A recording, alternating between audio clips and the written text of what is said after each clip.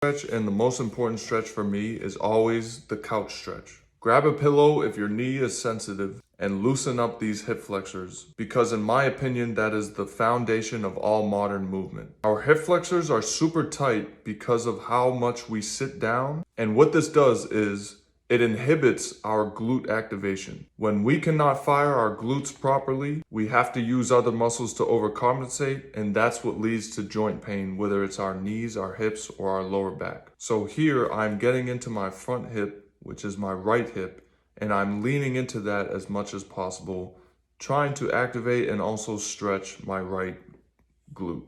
I'm thinking about driving my knee directly over my second toe so that everything is perfectly in line, and I'm thinking about the feeling in my hips.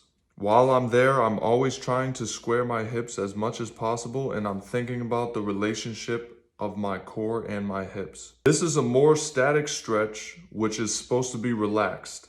Normally, I'm not a fan of static stretching, but like I said before, I think the hip flexors need to be released before our body can move properly.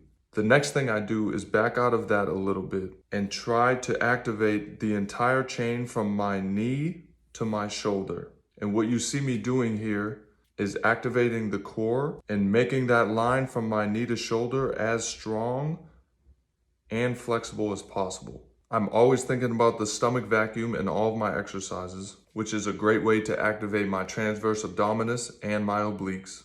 There's a link in the description below for that video. And the last thing I'm thinking about is squeezing my glute. So if my left knee is down, I'm trying to squeeze my left glute as much as possible while getting a stretch in the left hip flexor. If I cannot activate that glute, if I hit that glute and it's not hard as a rock, that means that the tightness on the front of my body, i.e. my hip flexor, is inhibiting that activation on the backside of my body, i.e. my glute, which is what we're trying to address right now.